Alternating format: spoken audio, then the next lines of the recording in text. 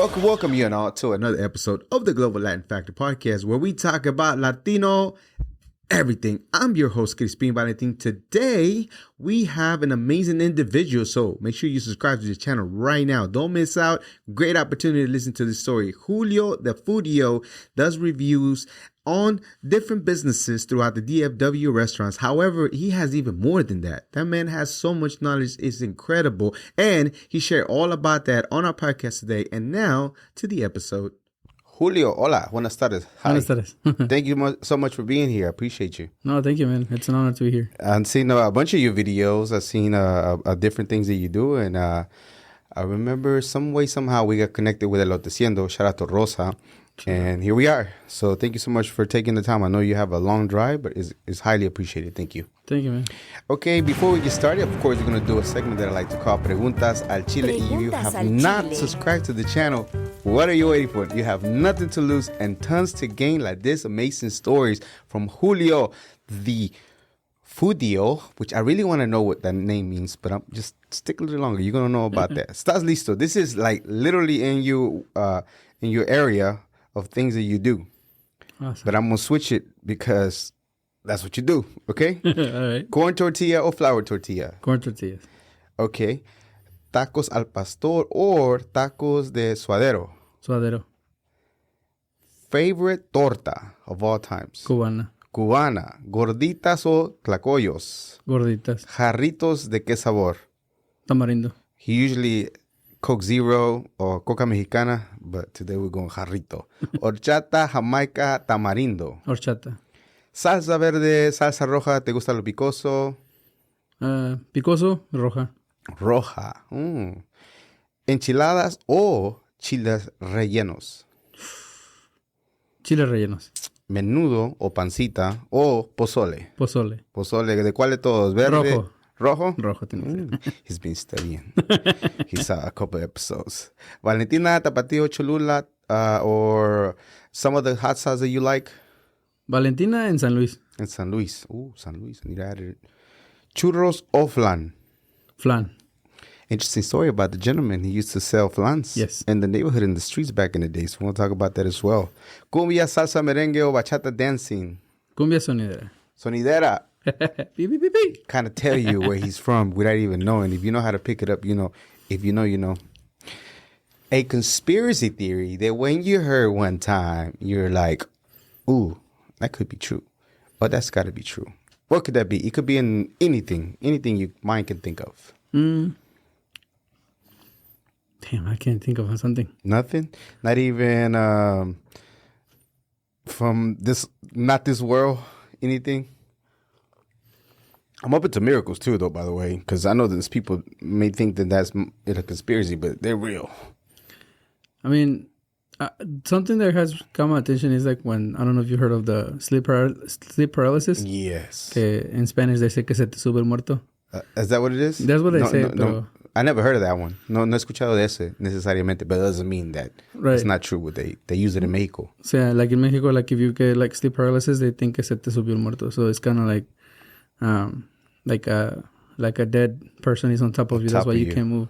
So I don't know if that's true. I go more with the like logic thing, like, you know, sleep paralysis. Like maybe I feel like maybe that's when the brain disconnects a little bit and your body's still like active or something. You know, like that's what I think. But que se te suba el muerto is like, I don't think it's true. Maybe it feels like that. Yeah. Como que it feels like un muerto está arriba, dead weight. Okay, I had a funny thing that happened to me not that long ago. I put my head down and I was trying not to fall asleep because I had to put some stuff up, but I laid down for a second and in my head, in my mind, I was like, I gotta get up. And I was trying and I couldn't, I kept like, I seen the lights, like the lights, not the light, the lights. And I kept closing and coming back until I finally like snapped out of it. And I kind of like, I'm like, oh, but that wasn't sleep paralysis. That was just more like I had to put the groceries up and I still had them outside and I had things that needed to go in the fridge. And I just kept forcing myself to get up and do it. But your body was like too tired. But my body was too tired. I was just knocked out almost and I had to fight it off. And it was weird. The weirdest thing I ever experienced. Oh, wow. When you hear the word Latino, Latina, Latinx, what is the first things that come to mind to you? Cultura. Cultura. Orgullo. Do you consider yourself Latino? Do you care? Do you rather prefer being Mexicano, human being, anything along that line? Latino, mexicano. Sí. Chilango. Chilango. Ok, well, vamos a empezar un poquito de la entrevista.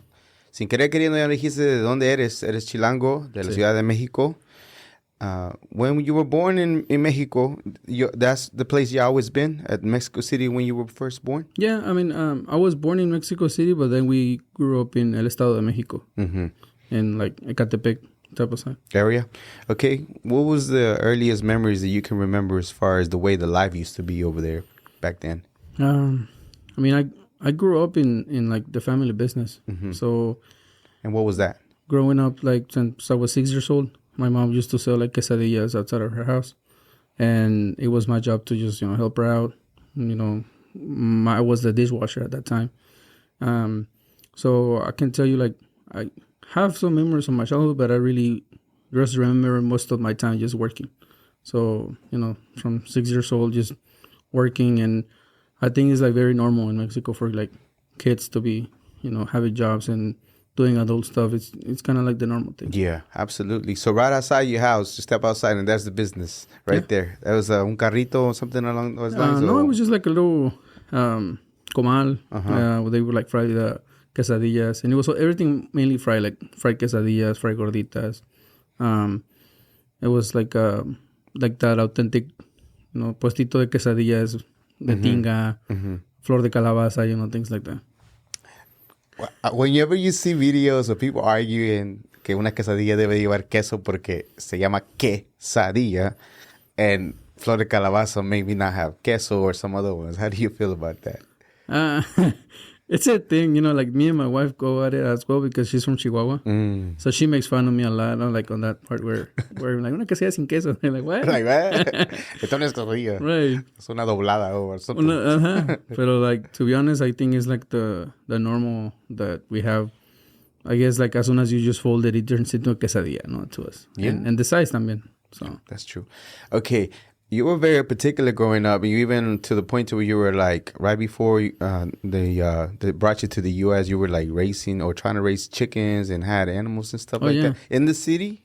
Yeah. So in la terraza or where? In El Estado de Mexico, it's like very, like, it's surrounded by just like a bunch of mountains. So it's not like it's like a city, Pero especially where I'm from, Ecatepec de Morelos is like surrounded by mountains. So our house was like literally up the hill. ¿Ecatepec de qué? Ecatepec de Morelos. Yo soy del estado de Morelos. ¿Oh, de veras? Yeah.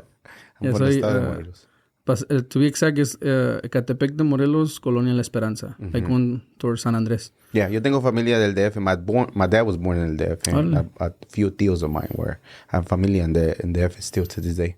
That's cool, man. So I'm not too familiar with the routes and everything. They used to tell me, don't go to Tepito. And I don't go to Tepito. Tepito, sorry, brothers. I think everybody in the mama, they got this bad stigma about y'all. So, did you used to go to Tepito? Did anybody tell you not to go to Tepito? Yeah, I mean, it was like a thing where, because my aunt and my mom used to go to El Centro a lot to buy like clothes and stuff. My mom didn't sell it, but my aunt, she made a business out of it. But we used to go just to there so that she could get the prices that my aunt get. But it was like a thing to go to El Centro, and then sometimes we go to Tepito. And I actually do have a memory of one day, I think I was like 5 or 6 years old. We got on the bus, and then a bunch of like gang members got on, and they started stealing like people's bags and whatnot. Oh wow! So my aunt and my mom just started like putting like sus bolsas in my pants, and I was just sitting. And I always been like chubby, so it was like yeah, like you can't touch me or nothing. I was just like looking at them, and they robbed everybody, and thankfully they didn't rob us. But that was like an experience that we got at Tepito because they got on the bus. See what I mean? That's why you don't go. That's why you don't go. That's why I don't go. Te quitan los calcetines y quitarte los zapatos and things like that. Okay, so back to the chicken thing. So you wanted to raise some chickens or whatever, or not necessarily? No, like I started liking them because in the area there was like an illegal palenque that they were doing. Gotcha. And one day I was walking from school to my house, and I walked like right next to the palenque, and they had like on the trash there was like live chickens that they would just hurt. Yeah. So I started taking them home, and I don't know if you remember the toques de violeta. Sí. So I would like literally cure the chickens just with that, and just like pon una venda, bend them, you know. ¿Qué era la violeta, bro? Now I'm starting to remember. Well, I remember using it all the time para curarte, right? Like cuts it's and como, stuff. it's like a healing medicine. From a flower, right? Yeah. From la violeta. Yeah. And that's how I used to heal them. Like, so like I started with a rooster, and then one day I was walking by, and like in the same place there was like a rooster loose, and she followed me home, so I took her. And then from there I started like raising like gallos and gallinas from the palenque. So you were rescuing chickens. They were left for dead in trash because, I don't know if you know this, but like rooster fighting, they go in there and one of them doesn't make it anymore. They tie knives on them, and then one of them doesn't make it. They die or almost dead. So no, even if they just get hurt from the leg, they're not used anymore, and they throw them to the trash. Like, so how long did you do that for? Do you remember how long you were doing that for? I started doing since I was like 7. Oh, wow. And I kept going till like I was 10. By the time that we... actually, no, it was like 12-ish, I was like right? 11, 12-ish. Mm-hmm. So I got... At one point in the colonia, that was like my house. That was the loudest because I had... Especially in the morning time, bro. Or si uno está destanteado, like in the middle of the night, empiezan... Yeah. We had... It was a total of... 19 roosters. Wow. That were by themselves. Like they were like ready to fight. It got to a point where like they were buying chickens from me because they would grow, like the little chicks would grow and they would buy chickens from me, roosters from me. So I had about 20. It was about 20 of them, and then I had like 6 sementales with like 8 chickens each. And I had a little like it was like a farm. But the house was big, and it wasn't even our house. I said we were renting, but we weren't actually renting. We had the opportunity of living at that house for free. Oh, wow. Because the lady moved to Oklahoma, and she just needed somebody to take care of the house. House it. So we were just taking care of the house, and I pretty much made it like it was mine. Well, you raised them on the terraza, or do you have a little back area? Or we had like a front area that was like, the front yard was pretty big. So I had like a little space where I had them and everything. Now, when you say people were going to you to buy them, was that in the purpose of because to go back to fighting or to, a meal? Because there's food. It was honestly main just for like pets. Because the ways I was raising them, literally people knew me because of my gallos. Because I had one of them in particular, Claudio. He wasn't like a fighting rooster. He was just a huge 4-kilo rooster. Wow. I think he was like, because I got him already as an adult. So he was like 7 years old. ¿Era de los americanos o los mexicanos? You know how they got like this type of rooster? No, the Mexicano ones. Americano ones. No, his one was like un color like, I would say like atigrado, like manchado, like with the orange and black. That's cool. Huge. And he would just walk with me everywhere. Yeah. Everywhere. So at 12 years old, you got your life over there established. You didn't even want to come here. All of a sudden your mom said, we're gonna have to go. We got to leave. Do you know, did they ever tell you the reason why they had to, like, somewhat abruptly leave Mexico and make their way to the U.S.? It was honestly an opportunity that my mom didn't want to miss. I got you. My dad was here, and then he was living in San Antonio and had just moved to Dallas because my uncle, who is my mom's brother, and his wife, they were living here. So they helped them get an apartment and everything. And from one day to another, my mom she was on the phone with my uncle because he was telling them, hey, I'm going to bring my kids over here. Because his kids were living over there. There's my cousins. Like, hey, they're going to be coming over here. You guys want to come?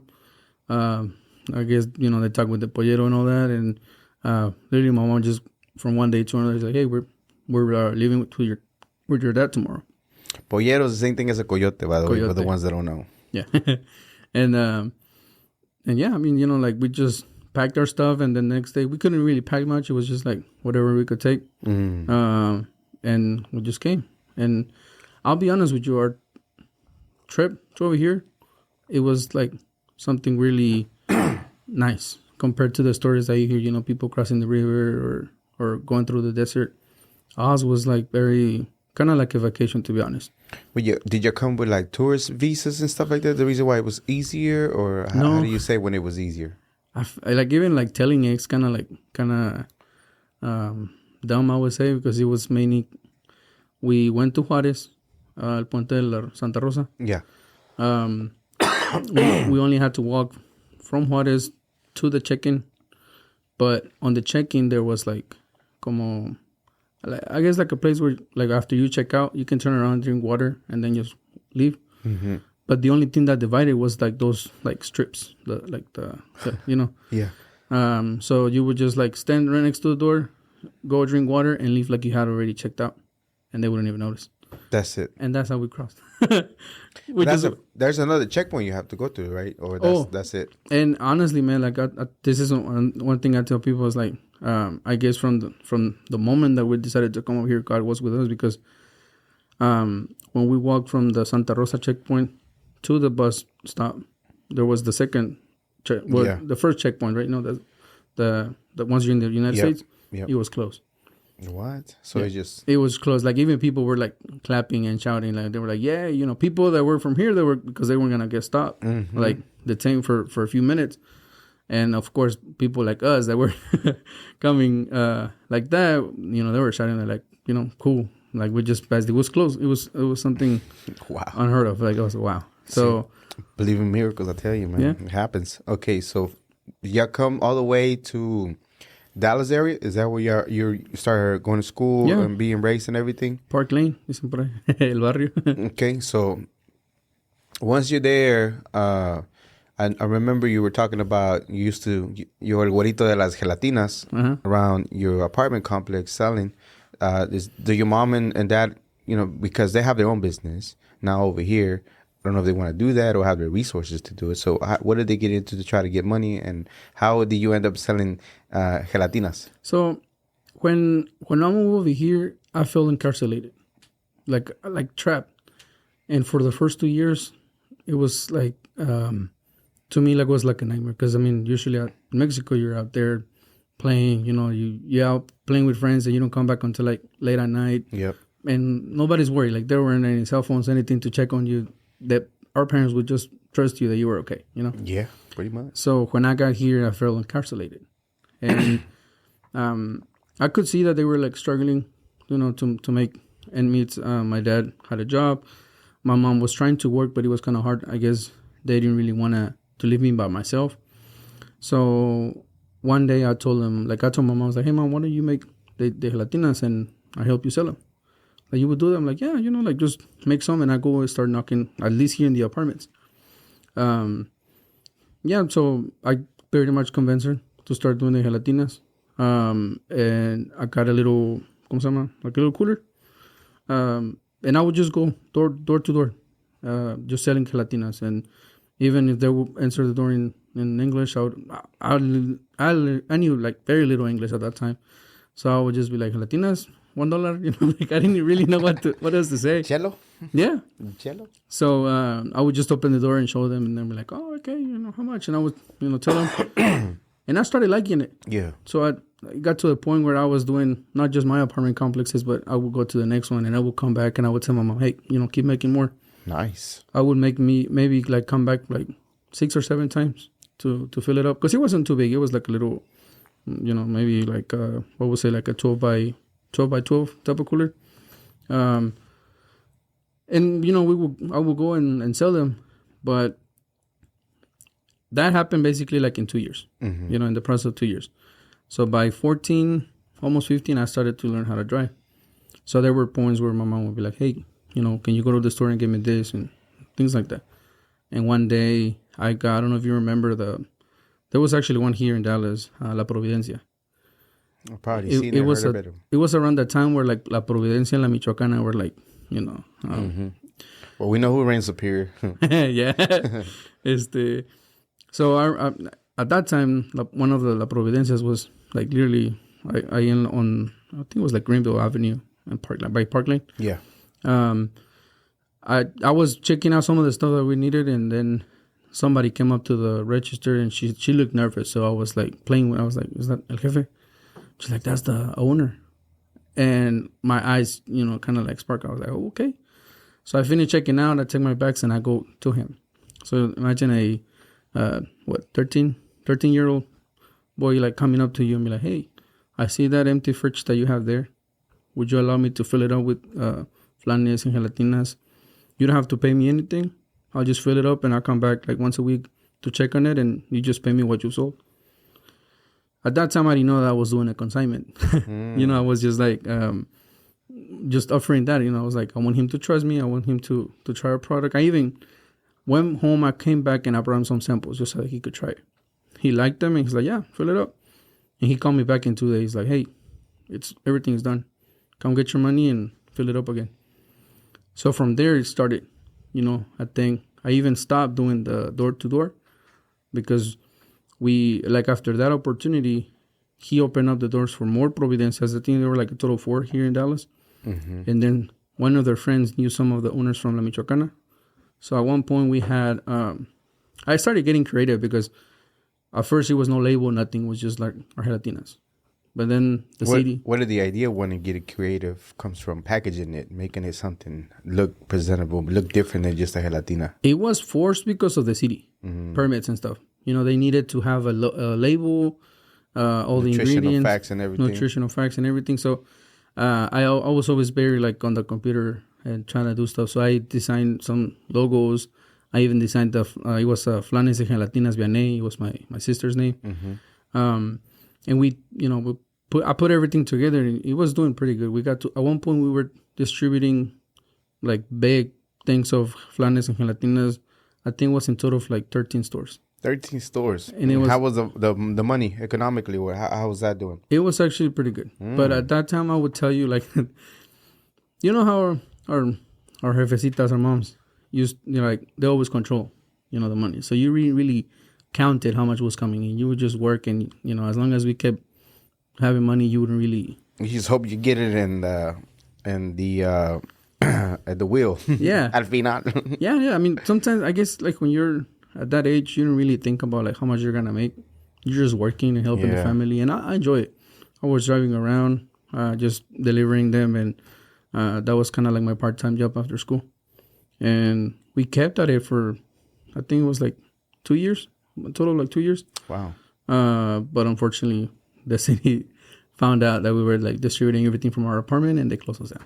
And so you needed to. It could still work if you were doing it at a ghost kitchen or in this industrial kitchen. That's how usually they want it, right? But at that time, honestly, like I had no knowledge about that. Like I didn't really research on getting a ghost kitchen or to keep going. Well, you're a kid still, kind of figuring it out, right? 15. Yeah, about 15. Did the owner get upset at all whatsoever, or he just kind of? No, he kind of like warned us. Like they were getting suspicious about the label. Because they started asking him, like, where they from, where's the address, this and that. So eventually they caught up, and then one day I came home and my mom was like, "Vino la ciudad." Oh, they went to the house? Yeah, they went to the house. And how did they find the address? ¿Cómo encontraron? I would feel like at that point somebody told them. Because we had no address on our labels or anything. But did you have beef with a competitor, gelatonero? Or whatever you say. Gelatonero, whatever you say. I don't know. No? It might be. For some people, especially like in the marketing world, they'll be like, how you don't pay attention to your competition, But I'm one of those people that just like keep going when you're doing something. And as long as you keep moving forward, why, they say that I have a mentor, Gary Vee, and he has this saying where it's like, when you keep looking back, it messes with your neck. But I've also noticed that when, I don't know if you, like, I don't know, watch TV and you're looking at one side, and then all of a sudden, like, you're watching a movie, but you've been like that for so long, then when you turn around, you also get that pain on the neck, like, That also happens with our mind. Like, when you keep looking sideways, keep looking back, instead of moving forward, you're just envying people, you're just doing that, so it stops you from moving forward. So I've always been like that, so we're like, if it's working, just keep going, like, oh, that so-and-so is doing that. Oh, good for them, I guess I'm a little different sometimes, and it's mostly maybe my military mind that I'm aware of my surroundings. I know what people are doing, but it's good luck to you too. Yeah. But I'm keeping an eye on everybody. Don't think I don't know where you live. Or I could find out real quick. That was me.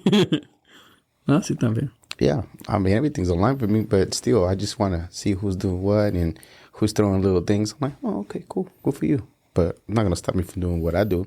Okay, so unfortunately, Jello business, no more. Yeah. What's the next venture? What did you get into? I mean, moving fast forward, because I mean, at that time I started getting more into high school, doing more stuff. So I was paying more attention to like high school stuff, and also I had a part-time job. So nothing entrepreneurial really. I think the most entrepreneurial thing that started happening was like when I was 19, and I started getting recruited into the network marketing world. When you were during that time frame when you were not doing anything, were you kind of sort of missing something? Were you kind of sort of missed the entrepreneur way of the things that you were doing with the Gelatinas, or not really? Yeah, because I mean, at one point I was also selling some like candies and chips in school. I always try to do something on the side. Gotcha. If there were any opportunities for me to go and clean somebody's yard, or I would do something extra. But I always had a job. It was I work at I don't know if you remember, it's not there anymore, but the Jumbo Juice in North Park Mall. There used to be one right next to Auntie Anne's. Okay. That was like one of the jobs that I had that I lost it for like maybe a couple of years, and like I went up the ladder like really fast to be like a assistant manager. I also worked for another place called Burger House. I don't know if you know them. That sounds familiar. In the Cliff, right? Or no. One of them is on Lover's Lane. Okay. And the other one's like by Hillcrest. I've probably seen it before, to be honest. Really cool burgers. I wasn't too much of a foodie exploring around when I was eating meat. I don't eat any meat anymore, but they look familiar. Okay, 19 years old, multi-marketing. How did that happen? I mean, if you want to tell the story about the company, you can. But I don't know I don't know if your status was correctly for you to be able to do even the business at that time. Whatever business you were doing. I was introduced to the network marketing industry through the Organo Gold type of business, the coffee business. It was like the healthy business. And my mom was the one that invited me to a meeting. And the flyer said, make money while you drink coffee. And I made fun of her. I was like, really, Mom? Like, how is this going to happen? Okay. She took me to a meeting. And after the meeting, I was so excited. I wanted to, like do stuff and recruit everybody. And I did pretty good. I mean, I think at one point I got to be like on the third rank of the company. But you always had to have inventory, right? And buy your own products with the coffee? Not necessarily. How did that work for that one? Yeah, you buy your packages and you start. It was kind of weird because you had to buy these packages, but the system that they put in your money was to give it away. Like for samples and stuff. And that's how you recruit people so that they buy their own stuff and their own coffee. Was there something addictive in the coffee that people just wanted to join? It was, supposedly it was a healthy coffee. At that time, it was like when How is it the difference between an organic type of coffee and the coffee that we're selling that was so much different than everybody else's? They had, I don't know if you ever heard of Ganoderma. It's like this mushroom, like a healthy mushroom that supposedly had all these antioxidantes and all that. So it was still coffee, but there has additional things in the coffee. Yeah. Okay. Yeah. And it's been pretty popular. A lot of people still talk about it. I'm like, it's still around? Yeah. I want to try the coffee. Just the coffee. It was them and also Organo Excel. They were like competitors. Pero, I mean, that's how I got around. But Organo Gold wasn't like I think Organo Gold started me. And then I started doing Total Life Changes, TLC. And on that one, I did pretty good on that one because I was more online. So during that time, I was like exploring, trying to be a YouTuber. I don't know if you saw, but I posted a picture of like, doing something like 10 years ago. And I was in that, trying to do something online. So when I switched companies, I went all at it and I recruited, I think like personally, like 337 people. Oh, nice. But I opened up like markets. Like I opened up Colombia, Ecuador, Guatemala, like people that I recruited through online. And I had a really good organization. I mean, at that time, I was making like maybe, imagine like a 19-year-old making $1,700, $2,500 a week. At that time, it was, So great. If it's going well and the business looks like it's growing and it seems like you're, like you said, maybe top 3 in the company, and how come you can't keep going up, scaling up? I think I got like, in that area, you have always like a mentor. Somebody that is showing you and teaching you how to speak at a percent and all that. But at that time, I remember that my mentor had got into like a argument with the owner of the company that we were with, and he moved companies, and he took me with him. But when we went to the other company, it was under a contract, and he was getting paid like $20,000 a month. I was getting paid like $10,000 a month without doing nothing. It was basically just us showing up to presentations and whatnot. But sound like a good gig. Yeah, but at that time I didn't really know it was like my values, but I didn't feel right. Something in me kept looking at those people that were there, because I would ask them, like, how long have you been here? And they were like, oh, I've been doing this business for like 10 years. And how much are you making? And they would be like, maybe about $500 to about $1,000 a month. And I would feel bad. I'm like, man, I'm over here making $10,000. I didn't do nothing, And did you not do nothing, or the experience you have gotten from racing those 300 people at one time, that even though now you changed companies, they still have to do their grind to get to that spot where you're at? Yeah, but the idea with the contract, it was for them to, for me to bring all my team over.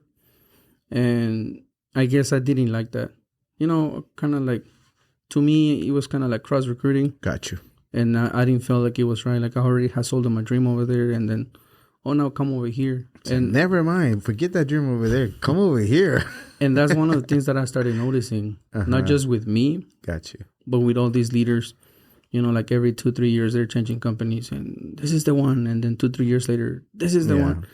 I think up to a certain point, it's just like any other business, right? Because there's always structure within the business. It's a business model too at the end of the day. So they done the way it need to be without the way it should be, with some integrity and things like that. It could work for people because people made a difference on it, as long as they got some values behind it. But when you're doing it just to get ahead, and all of a sudden, and go to the next one, then it's just not for you. Right. Like at that time, you may be the problem, not necessarily the company or the itself. Don't get me wrong. There's out there some actual pyramid schemes and MLMs that really are about, just not just nothing, the money, just the money itself, and not necessarily contributing to society. And those are the ones that are like, do I really want to partake?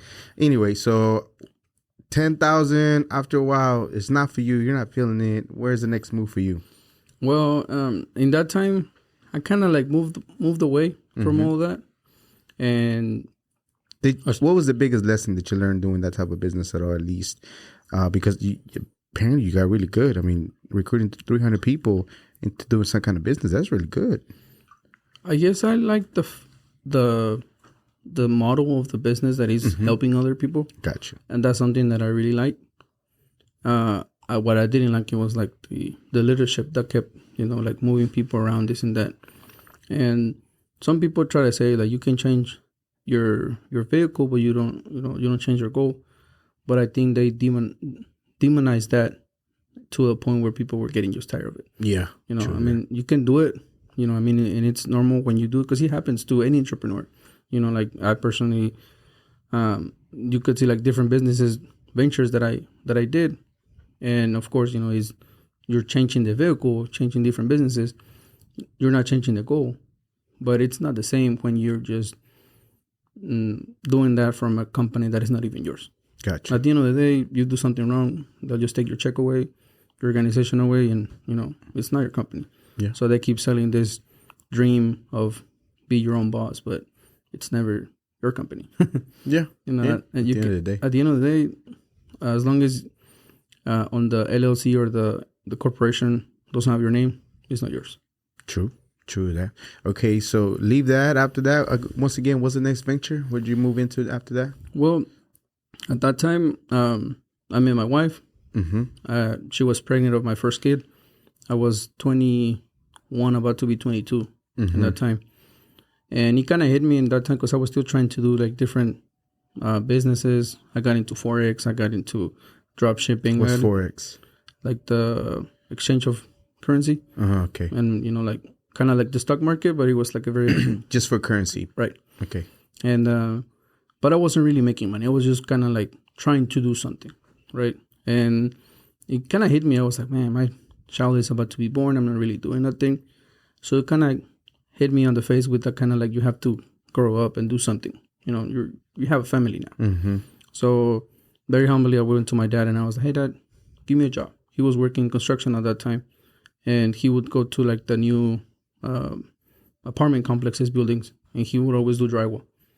So I didn't really know much of the trade, but I learned pretty fast. Mm-hmm. And he kind of like helped me out getting his team and started like doing something. And at one point, I noticed that sometimes they would take advantage of him for the money. You know, like sometimes they would pay you will get paid every week, but it was always like a week behind. And I remember one day I went with one of the contractors that he was with. We know that we were missing one day that week. Right. But we knew that our check this week was going to be complete. And the next one was going to be without the day that we missed. Mm-hmm. And that day that we went to get our check, they gave us our last check with the day missing. And I was like, wait, no, we still have another check. This is supposed to be the next week. Or because there's always one check behind. Right. Mm-hmm. And they were trying to play like, no. And I didn't like that, you know, like I always been very like, when people tried to take advantage of something, I would always kind of like infuriate and dig really fast. So the contractor thought that I wasn't going to go around him. And I went directly to the offices where we get the checks. I searched up the company, I got the address, and we went all the way over there. And I told him, I was like, look, I got to one point where I was trying to tell him, like, look, we are missing a week. Was he taking the week? I think he was taking a week. He was taking the week. So at the end of the day, I was able to get our money, you know, and my dad was like, damn, you know, cool. I was just going to be like, okay, whatever, and move to the next one. And I was like, no, that's how people take advantage of you. You don't, you know, like. Yeah, you give them a door and they just. Yeah. Ya sabe que te dejas. At this point, I'm pretty sure they still remember because I remember on the phone talking to like, I think it was one of the owners. No, but the accounting team, I was like, do you want me to go and teach your accounting team basic math? Like, literally, I was so mad. I was like, you know, I know we're missing so a you weekend. got away with words when you're spicy. Yeah. That's cool. Okay, so construction's next. Then after that, when does Doña Jacky come around? It's in Waxahachie. I don't know if y'all move over there or the opportunity, because you started with snacks first, yeah, and then it grew to a full-blown restaurant. So how did that venture come about, or is that something else before you get to that point? So with that construction job that we had, I encouraged my dad to start our own. Mm-hmm. And I went and I created a website. Nice. Found at that time I didn't really know much about LLCs, so I only knew about go and register a DBA. How did you learn how to do a website? YouTube University. I tell people, it's like everything that I learned how to do was through YouTube. I built them a website, and I even got creative with it. I was like, it wasn't really popular, but one of the things that I did to my website, it was having like a booking link, so people can schedule me when they wanted me to go and do an estimate. Mm-hmm. And I noticed that I was able to close deals faster because they would just book me. I would call them and say, hey, I'm going to see you tomorrow at that time. Yeah, okay, great. I would show up and they would tell me like, dude, it was so cool. I didn't even have to call you. I called like 3 different people and they wouldn't answer the phone. Went to your website, book you call me and you're here. I'm like, yeah, you know, I will go run, do the estimate, and he will give me the job. Why? Just because I made it easier for him. So we did that business for a while. But unfortunately, in that time, you kind of see like the true colors even in your family. And I remember at that time, I felt like I was like the cash cow of my parents, because I did everything with, like, I pretty much run the business. My dad was the one with the experience, but we kept going up on the jobs, getting bigger jobs all the time. At one point, I remember we got an apartment complex that they needed us to go fix all the drywall repairs because they had switched all of the new AC units to all of their apartments. It was like 138 apartments. So all of them had to be repaired around wherever they removed their new. And most of them were like occupied. A few of them were unoccupied. But we had to have a schedule, you know, because you had to let them know a day in advance. Hey, there's a crew that is going to be going in there, you know, cover your stuff, whatnot. Yeah. So we had that. And at the same time, I got another big project of like 12 apartments in another apartment complex that they burned. And then I got the drywall, the painting, and I think it was just drywall and painting. I didn't do nothing else. It was just drywall and painting. So it was kind of like a teamwork. And I told my dad, hey, take care of this one, of the holes in the apartments. You don't have to do nothing. Just check on the team. Okay. And you just go to the office every day, get the schedule, get the apartment units that you're going to go to today and move on. In the meantime, I was taking care of the other one. The other one, it was kind of more of a subcontract. So I was just like looking over the subcontractors. But I also had with me a chalan helper that would just be with me so that we can move all the material to their specific floors, because the subcontractors, they were very specific. They were like, oh, material needs to be on the floor. Okay. So we would do that. One day, one of the helpers called me. He's like, hey, what we're going to do today? I'm like, talk to my dad. He has his schedule. I'm not really sure what's going on over there. It's like, dude, your dad haven't been here for the past 5 days. I'm like, what do you mean? No. So what have you been doing? It's like, oh, I just go to the office and tell me, but it's closed right now. It was a Saturday. I was like, oh no, my dad was supposed to get that list Friday so that Jacky could still go Saturday. And I called my dad, and my dad had that mentality of like, well, I'm the owner. I decide if I want to work or not. I decide if I want to show up or not. And at that time, it was like so much work that we had, and when I noticed that, that he kind of like, I felt like, I was doing all the work, and that mentality, when it's a family business, it's teamwork, but when you're having that, like, even he would get mad. Like, for example, I would tell my clients, hey, we'll be there tomorrow at 8. And I felt so ashamed that we were barely leaving the house at 8.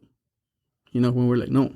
What do you think he picked up that mentality as far as, because sometimes many people would say that doing business with family is just not the way to go, because it's just money, everything gets involved. Whether you have a great relationship, if you want to mess it up, getting business, then most likely it will be out the window, right? So when you start realizing that, it makes me think whenever people get in positions like managers, que son bien failed, like super bad, treat your people bad. They talk. I'm not saying your dad was in that mentality, but that entitled type of vibe they get, because now son los meros son the jefes, and now everybody has to listen to them, and they do whenever they want to, however they want to. Cuando se le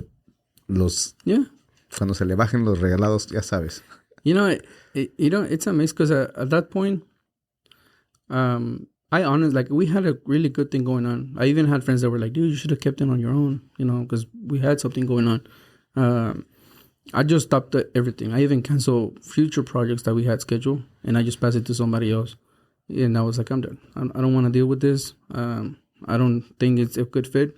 There were a couple of situations where, so my dad would ask me for his salary, and I mean, we're talking about like 9 years ago, around that time. So he was asking me $1,200 every week, no matter what. And there were weeks where I would pay everybody. I would pay his salary. I would leave some money in the bank account. I knew there was money coming in, but when you're in the construction, there's money coming in, insurances, things like that. So there were some situations where I would only pay myself like $300 for that week. And my wife would get on me like, dude, you've been working, you've been busting your butt off all week and this and that, and you're just paying this. Your dad should also be making the sacrifices. But they didn't see it like that. It was just like, nope, I'm the owner, give me my money. You take care of the rest. An entrepreneur would know that a lot of times you're the last one to get paid, or if you even get paid. Yeah. Because sometimes it happens that you don't get paid. And yeah, I mean, there was weeks where I would just, be without nothing. Yeah. And it was some of those lessons that kind of picked me up and said, you know what, no. And that stopped the business at that time. So I have 2 kids, but we also have a stepson. He's 14, turning 15 this year.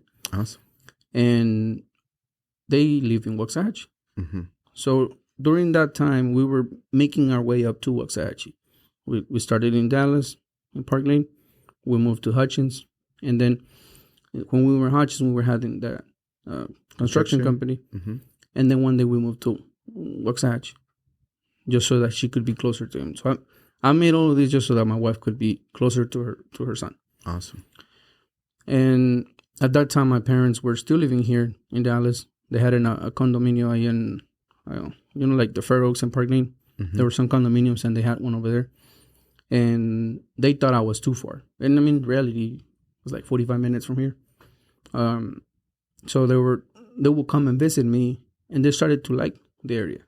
And one day we were just like, it started as a joke, and I'm like, hey, we should start like a fruteria here. There's nothing around here that, there were a couple of them, but they weren't really good. We were like, eh. So I convinced them to the point to where like they sold their apartment. They didn't really get much. It was like a small condominium. They only got like 35,000 out of it. They kept 5, and those 30 were used to invest on our first Doña Jacky. Like It was the first it was a 340 square foot place. I think about the size of this office. And what are you talking about, man? This is a whole condominium here we got going on, bro. Based on the camera, I'm talking. Don't expose us. No, but it was like about 340 square foot place. And when I had moved to Waxahachie, my idea was to start a digital marketing agency. I had so many ideas that I wanted to explore, but they were just ideas. They weren't like proven strategy systems, nothing. It was just like ideas.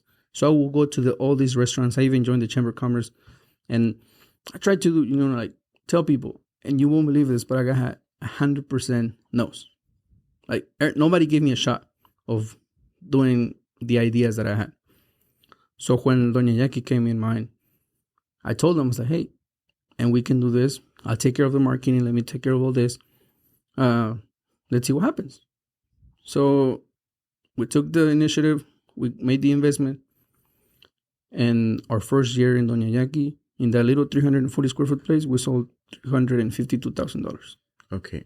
Why do you want to get back in business with family if the first time it didn't go so smoothly? So I come from a background, like in Mexico, I don't have nothing. I don't have el rancho, I don't have tierras, I don't have nothing, right? If I get deported right now and they send me back to Mexico City, I have nothing to go to. There's no family, nothing. Well, there is family, but I'm saying like propiedades, like houses. Somewhere to go to. Somewhere to go to. Mm-hmm. And I always kind of saw the opportunity to help my parents have something of their own. So when it came to Doña Jacky, especially that it was going to be it was only talk. It wasn't really on paper. It was more like we do this and 10% is yours. And so I had that, but to me, 10%, it wasn't a lot. But I knew that if I kept working, do something great, 10% could be huge. Why? Because I look at, for example, what's his name? Jeff Bezos. He's only owner for like 2-point-something% of Amazon, and he's like a trillionaire. Mm-hmm. That's the ambition that I had. I saw what that's like. So they told me 10%. I was like, all right, I'm down. When wanting to do that, I talked to them. I told them, I was like, look, this is my past experiences. Like, we're gonna do this. We're gonna do this, right? Yeah. They were excited and everything. Even there, through that, I went through a couple of stages with my dad where he would just be really upset because I always wanted to be there, like, on time before we open. And there would be times where he would be like, like, why are you always trying to do this? It's my business. I should decide when I want to open, when I don't, this and that. I still curious about where your dad gets the mentality of I don't know, being that way. It's a prideful thing. And he was one of those guys that every time he would be upset, he would tell you stuff like, in this case, he would tell me in front of my wife sometimes. ¿Le sale lo español? Yeah. And to the point where he would be like, and I'm going to say this in Spanish, pero claro. En sus palabras decían, ustedes son unos jodidos, no tienen nada, todo lo que tienen es por mí. Todo, just because he was the one with the experience, or because in this case, he did have experience on like sus aguas, and people knew that the recipes with the reposteria, with the flanes and all that, they were good. My dad has a story of, I don't know if you know el Río Grande. Yeah. ¿Cómo se llama el otro?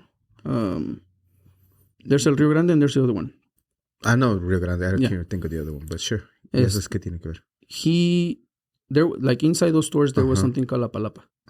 He was the one that opened up those palapas to both stores. Oh, wow. And he started everything. So all his aguas and everything, it was like there. Wow. So I knew that he had that potential. And he had always had the mentality that, oh, one day somebody's going to see my skills and they're going to help me. But I've always been a realistic where it's like, nobody's going to come and save you. You know, like you have to do something.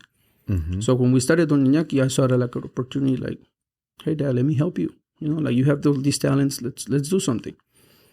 But his ego will get in his mind. And sometimes he'll be like upset or mad or whatever. He would throw those type of punches, you know, like. Did he like to partake on some drinking during these times, or was he sober? No. Going back a little bit, I actually grew up with like domestic violence and all that. Gotcha. And actually, when I was 17 years old, I deported my dad to Mexico. One day I was in my room trying to do something in my room with YouTube, and you hear my mom screaming, and I went downstairs and he was beating her like really bad, and I called the cops and he got deported. We got to the process where we were gonna get help because of what happened, but they didn't move forward because they noticed my mom wasn't going to let go. And sure enough, within a couple of months, she brought my dad back. And, you know, we never got that help. So that domestic violence was always around us. I mean, I grew up to the point where in Mexico, my mom was really afraid that my dad was coming home. And it was funny because I saw a video about that. They were like, ahí viene tu papá. And I remember like back then, ahí viene tu papá. It was like, córrele. It was a sanitaire. Yeah. Igual que yo también. Like, hurry up. Everything got to be clean. Ahí viene tu papá. I'm like, okay, so what? Nowadays, you'd be like, okay. No, I mean, not my dad. Like, I'm glad he's happy. But in general, when so-and-so is coming, I'm like, don't give it. Yeah. Care if they're coming, good for them. So what? Yeah. And I'm, you know, like in Mexico, it's kind of like that. It was kind of like, como que el diablo, ahí viene, you know, your dad. Kind of like that. So, I don't know if this is too personal and everything, but my mom would be so afraid. It's up to you. However you feel comfortable. No, okay. I was the little kid that would go in his little backpack to the trap house to buy a 20 for my dad. So that makes sure that when he's home, his 20 is there, you know, his marijuana. So he was very addicted to that, like marijuana y alcohol. And since I was very little, I made a promise because I would see that. I was like, man, you know, like this, I used to call it cow poop, you know, like this cow poop and alcohol just making my dad turn into this monster. Yeah. So I promised to myself that I would never do that. And so far I kept it. I don't have any like vicios. I don't smoke, I don't drink, I don't do none of that. But because I always had that in my mind, like, you know, I felt like if I tried that, if I did that, I would turn out like my dad. With the domestic violence and everything, the things that you grew up, have you ever, I know you say you maybe were going to get help, but you had to get to. Did you ever take it upon yourself as an adult to kind of help you with that? If there was any struggles that might, you know, help with your family in general or even be better? Like counseling and stuff? Counseling, things like that. I never took counseling. I think my best counseling that I ever took was getting closer to God. Because I say, like, when I met my wife, she kind of, I call her my fallen angel. And there's actually a little story about that when I met her as this Christian girl going to church. Would invite her out to different places. She would say no because she had, like, Bible study. She had to do this. She had something related to church. Right. So as the man, I would be like, well, I'm going to the club with my friends. You want to go? No. Do you mind if I go? No. It turns out that she did mind, but she would still let me go. She invited me to her church a few times, and it was different. I mean, I grew up in the Catholic Church. Of course. I would just go to church like quinceañeras, bodas, you know, like 12 de diciembre. Right. Ceniza. Miércoles ceniza. So I didn't really know. So she kept always talking about this relationship with God. But I was like, what do you mean? You know, I would go to her church and it was different. I was like, oh, there's no padrecito. There's just the guy speaking in front. Okay. I started getting introduced into like pastores and the Christian environment. And one day I was out in the club with my friends and I felt kind of like empty. That the beer wasn't tasting like it was bad. I was just looking around and everything was like moving in slow motion. I was like, you know what? I don't feel good. I left that day. My friends even got mad. They were like, dude, we're going to a strip club after this. I'm like, no. I went home and you're not going to believe this, but as soon as I got home, I just started crying. Like, I don't know where. I kept thinking about my girlfriend at that time, my girlfriend at that time. And I kept saying, like, dude, I've always been asking God for a good woman. And now that I have one, I'm not even being there for her, you know? I fell asleep on the floor, woke up the next day, and I went to her house. And I was like, hey, I'm sorry. You keep talking about this relationship with God. I really don't know what you're talking about, but it seems like you're happy. I want to feel that happiness that you feel, and I think I can only be happy if I'm with you. So if you're willing to teach me, I'm down to learn. She cried, she hugged me, and she was like, man, I can't believe this. I'm like, what do you mean? It's like, look, I was going to call you last night to break up with you. I'm like, what? She's like, yeah, my pastors have been pushing me to break up with you because you weren't good for me. And I'm like, really? What time was that? She's like, about 10:30, 11. I was going to call you. That's the time you started feeling funny? Yeah. What are the odds, huh? I was like, but I say, you know what? I'm going to pray about it. I'm going to see if God can answer my prayer. And I was like, damn, they'd work. You know, like nearly the next day I was there telling this to her. So after that moment, I gave my life to Jesus. I said, you know what? This is where I want to be. This is what I want to do. And I did, you know, turn my life around. Even friends got mad at me. Some of them unfriended me. Now they added me back, you know, but I mean, I was having a conversation with a friend because he wanted to stop drinking.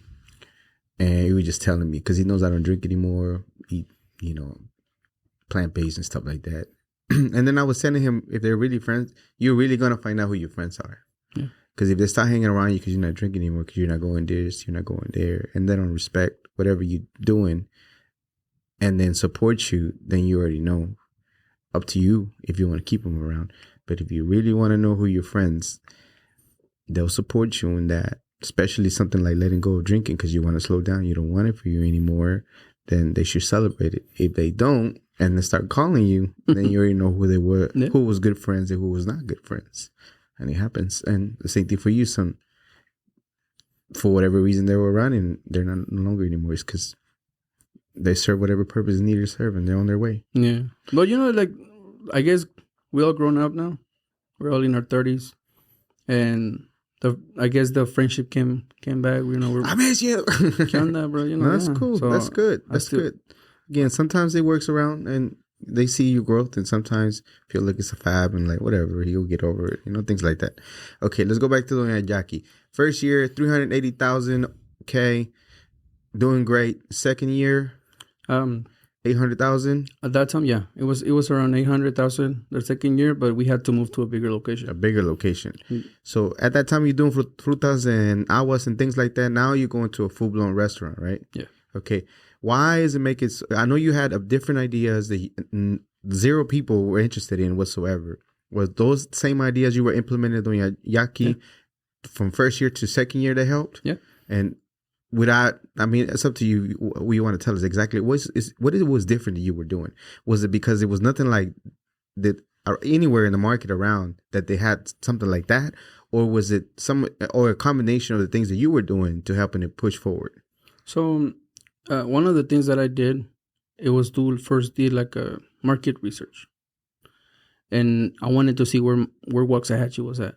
When you talk about market research, you're just looking at a particular radius and what's around the vicinity. Yeah. Okay. The population, the income. Okay. So that you can kind of see what prices will be available to put. Where did you get the idea to do that? Podcasts. I've always been really big on listening to different leaders. Gary Vee always been one of them, and Pastor Craig, his leadership podcast. So they teach you a lot of things about that on, you know, doing your research, building a business, different ideas. So that was my first intake. The second thing that I noticed, it was like a lot of the people at that time, it was 2021. It was the re-election of Donald Trump, and everything around it was like red signs, Trump. I was like, damn, we're in a red city. Mm-hmm. Texas in general. Yeah, Texas. There's blue dot, like my Hunger Corazon would say, here and there, but most of it's red. Right. Yeah. So I said, you know what? I mean, it wasn't like a decision. It was kind of like, hey, at least we're going to have to be like Latinos for Trump, you know? And I turned everything that we had in Doña Jacky in English. everything. Like our menu was in English, just the pictures, because I was like, the raza already knows what's that. But the Americans, I noticed that every time they will walk into a fruteria or a place like that, they were afraid to even walk in because they didn't know, what to order. They didn't understand anything. But with me, it was like a welcoming space where they were like, oh, everything is in English, like cool. Descriptions, everything that we had. Also, I was very involved into like social media. So I always been very approachable with people. So when somebody's enjoying, something. And you will just stop by, hey, guys, everything okay? And they would even exaggerate their expression, like, oh my God, this is amazing. I love this. Da, da, da. So I would take advantage of that joy. That I would say, like, hey, so you get testimonials. Yeah. I was like, if you really liked it, do me a favor, take a picture, do a story, tag me in the story, and I'll hook you up with a discount for the next time that you come. Oh, yeah. So I would remind them, to do that. They wouldn't even think about it. They were just enjoying it. But me interrupting it and bringing it up, it started doing like a thing in our community where people were like, yeah, I saw somebody share something and it looked good. And they would show me their stories, like, I saw this, I saw that. So it started a thing to the point where it became kind of like one of those things, like if you went to Doña Jacky and you didn't do a story, you didn't go to Doña Jacky kind of thing. Mm-hmm. And it was so cool that to the point where some people weren't even doing it for the discount. It got like a routine. You go like, hey, I'm here, Doña Jacky, and started being like we were going viral in the community, So that was one of the things that I implemented, and it was a free strategy that I thought about it. I don't mind sharing it. When you said that in the beginning, that's not even my idea. I took that from a Shopify store. It was like a little plugin that says screenshot what you want to buy, share a story, tag us, and we'll send you a 10% coupon. Same thing. I took it. I was like, hey, I'm going to do that in the food industry. So I applied that, and then I also started messing with the ads. And that's a big thing. And I ask you, like, for example, when was the last time you opened up Facebook and you saw an ad from one of the local businesses that, like, that you see, like, oh, mira, la taquería de la esquina? It's kind of hard these days because I was talking to another podcast. He did a presentation. They got like media blackout type of thing that he was talking about. And this bigger brand buy so much of it that it's kind of hard for you to see the smaller ones. Here and there, very rare do you get to see it. But among all the businesses locally small, rare. Yeah. And what we see is mainly what they keep posting or somebody shared. Mm-hmm. But like when I mean like a sponsored ad or something, it's rare because compared to the big dollar that these companies are putting to the smaller budget that, or even very, very small budget that a business has, right? $20, $30, $100 is not even compared. But I feel like I kind of relay my strategy, even though it's a paid advertisement, but the way I do it is in a way where the organic traffic helps a lot. Mm-hmm. And I don't mind sharing it. So, like when you share somebody, like you want to show somebody a picture and you have it on your phone, you're like, look, when you get your phone back, they already went through like the 5th picture. It's like, dude, I was just showing you that picture and you went, and it's a natural instinct where people just keep scrolling. Right? Now, when you boost an ad or when you place an ad and let's say you just want to advertise tacos, your market is very limited. You're going to be presented to like 1 million people, but how many people are actually going to be craving tacos at that exact moment? That's very limited. So the way that I would do it, most of my ads would include almost a picture of everything that I saw. At one point, I had ads that had like 80 pictures in one ad. Why? Because it was the variety. And I knew something was going to attract somebody. So people will come, hey, I saw this. And they would show me a mangonada, fruta, an elote. When we had the restaurant, pambazos, gorditas. And I noticed that it was the variety that was making a difference. So I applied that strategy throughout the whole existence of Doña Jacky. And now, people want to rely a lot about posting and hoping they go viral. For whatever reason, you either do a trend that is being trendy and you copy it and you do it with your business, right? Or you do these really cool drinks or whatnot, and you make, hoping that it go viral. And you're trying to build a community in your social media, but you don't have a community. So how do you expect your business to grow like that? But when you have ads, you have the opportunity to reach out to people. People will, they like something that they saw. Yeah. They will like your page or start following you. And now you're building a community little by little. That Doña Jacky Facebook page, in a year and a half, we got it to 7,000 likes.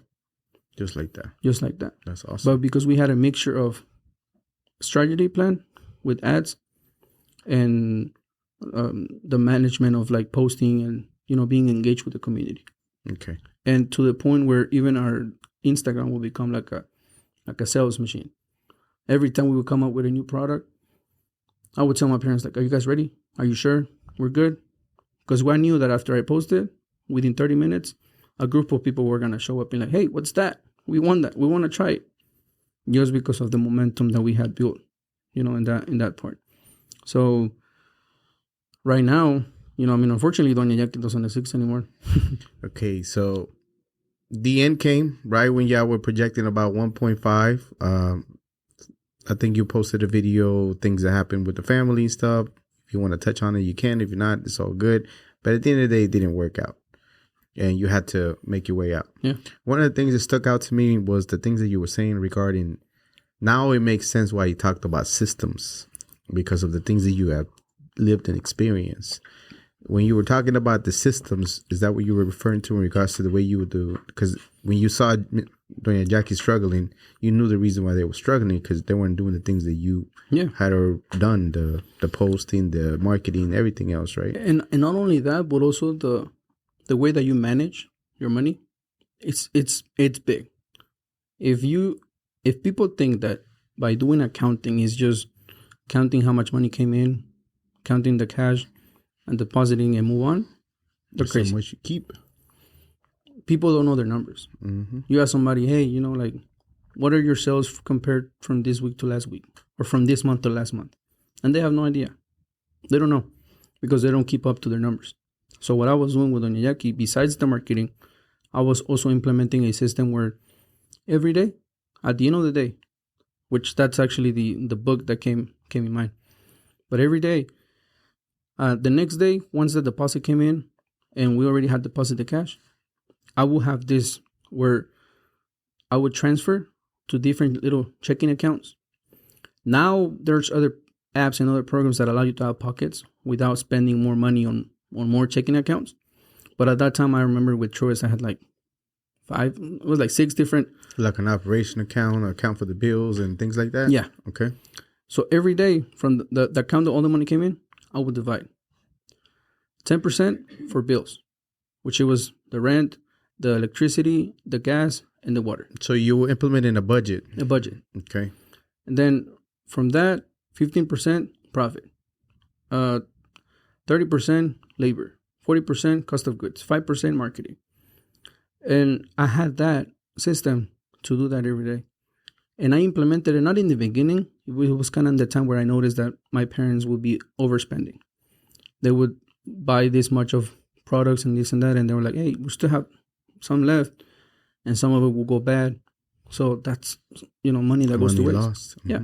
So I started controlling that area where they thought that I was over controlling it. And they always kept saying this, like, dude, we're the owners. You don't have to control our money. We know what to do. I'm just like, no. Like, you only have a budget to, you know, for cost of goods. But I need more money. Did they ever saw that? Did they ever see that that's the way that it needed to be done, instead of like, I'm the owner, I need to buy this or that, but you don't need it? Ever? I always try to, you know, like, I don't know if it has happened to you where like one of your kids tells you, Dad, do you know this, this, and that? And you're like, yeah, I told you.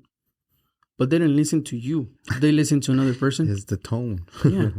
For whatever reason, 10 people could tell you the same thing. And for whatever reason, I don't know something about this particular certain, this particular being, this particular person, the tone, whatever that they said. I'm like, oh, I get them. Okay. And the number one guy's like, bro, I was telling you the same thing. I'm like, sure, but I like the way he said it. Yeah. Kind of like that. So they honestly never saw it from me. I guess, I don't know. I honestly, I don't have I think it's maybe because you're their kid, right? So they don't see you as like... what are you going to teach me? That, And we're so primal to where we want somebody with a tie looks professional to be able to listen to because he probably has something smart to say instead of his kid that they seen him since you were little, so they can kind of sort of see you with those eyes type of thing, you know? Yeah, maybe. And another thing that I noticed, he was like a Mexican thing, como like a, I don't know if you heard, but like in Mexico, they say that a lot of people are struggling to kind of change their ways because they have this like el que no tranza no avanza. You heard that before? Yeah. See. And you always try to do something, and I don't know why, but when something seems illegal, people want to do it rather than do things right. Yeah. So it is a culture thing in La Ciudad de Mexico. Yeah.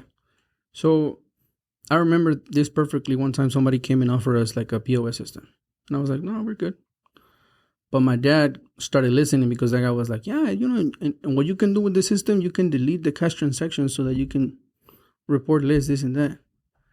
I was like, no, thank you. I'm not interested. Don't mess with the IRS, brother. Come take your whole business. And my dad was like, yeah, we should do it. And why are you always trying to do things right? You see, you're paying all this money. And he would actually thought that the sales taxes that I was paying every month, it was like the taxes. So when he was at the end of the year, like, okay, Dad, it's time to do the taxes. We have to pay this much. He's like, what about all the money that we be paying? It's like, yeah, that's not our money. That's the sales tax. So I even implemented like different services. There's one that I really like, that they would like withdraw every day. Just take away the sales tax without even being part of your bank account. Mm-hmm. And they would do your sales tax for you. You know, so I always had that implemented automatically. I was like, nope, I don't want to mess with that. Because believe it or not, it hurts because a lot of people have their sales tax all together.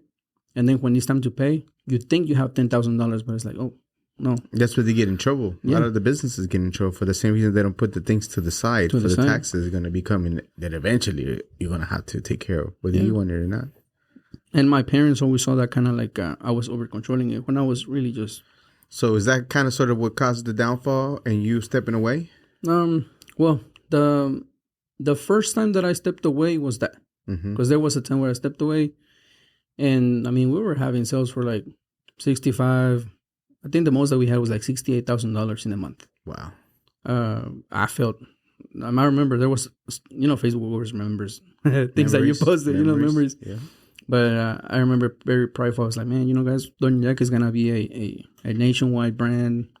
Because we even got the invitation to sell our aguas frescas in gallons in H-E-B.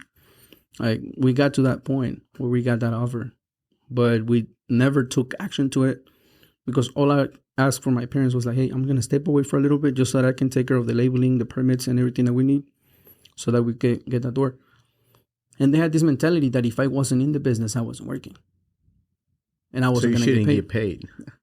And I was like, no, but I need the money. You know, like, you still need to pay me because we're going to do something for the business. It's like, no, like you got to stay here. Te veo trabajando, exactly. No estás trabajando. So, I don't know. One day I just decided, you know what, this is not working out. Stepped away for a little bit, 3 months. Me and my wife went and did like a cleaning business. And we were actually doing good. Like one thing about me is like anything that I wanted to do, I would, you know, just, of course, as any business you would struggle, but it would work out. But what brought me back, it was, I still had access to the Instagram, the POS. No, the financial. And I remember their sales dropping to the point that by the third month, they only sold $18,000 in 1 month. And it was a huge hit for me. I was like, dude, we went like at 65, 68, 55. You know, we were like jumping back and up between, I think the lowest we went, it was like 48. And, you know, it was just kind of like that drop all the way back to 18 on the restaurant. I think that was how much we were selling at the little one. So for that location, that was like horrible. Yeah. So I even did a little video about that where I was trying to like help them. Because I've always been, not, people say I like to expose my family. It's not about exposing. It's just like I like to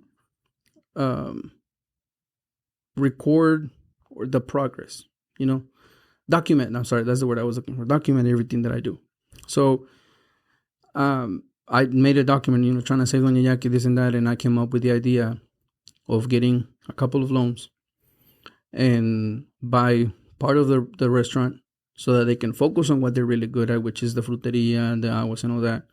And I will come in with my own little concept. So at that time, we had Doña Jacky and something that I called El Quechido. Mm-hmm. I came in, and shout out to my wife, because she's always been like with me on everything. You know, like she wouldn't say no. I was like, we're gonna do the cleaning business. Yeah, okay, let's do it. We're gonna go back and we're gonna do El Quechido. All right, let's do it. ¿Cómo dice la canción? La del proceso no se cambia. Mm-hmm. That's what, yeah. So when we came back for El Quechido, it was kind of like my own little business, right? So you would walk into the Jacky and there was like 2 different businesses. So like a ghost kitchen kind of deal. You had your own thing. They were doing their own thing. Right. Separate POS. Yeah. Okay. Everything. But I was still, even though when we came back, I bought them part of the kitchen. I would look at the numbers together so that I could kind of see, compare it. So our first month, we went from 18 that they did to 35. Mm-hmm. And then 47. And then I think we got kind of stuck like in 48 again the third month. And unfortunately, that only lasted 4 months. I'll tell you a little bit better. Unfortunately, the sales weren't a problem. I think I was doing something good with El Quechido. With that comeback and everything, people loved it. We even came in with a different concept so that it wasn't like Doña Jacky again. No. It was, we were doing like handmade tortillas. I came up with the trompitos, kind of like kebabs, mm-hmm. Doing trompitos. I put in pambazos, huaraches, like the chilango style, like fried quesadillas and all that. It was a different concept. And people really started to like that. Unfortunately, like I said, it only lasted about 4 months. The sales weren't an issue. We were going pretty well. I was paying off those debt that I got, because those loans were high interest loans that were affecting a lot.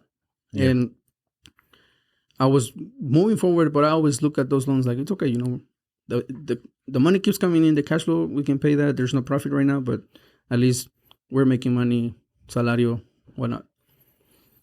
And then one day it was kind of like a slow day.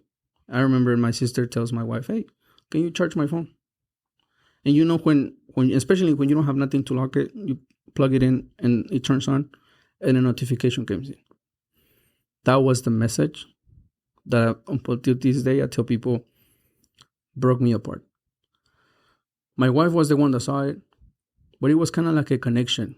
Like when her expression of seeing that message, I got like an alert in my heart, like something's wrong.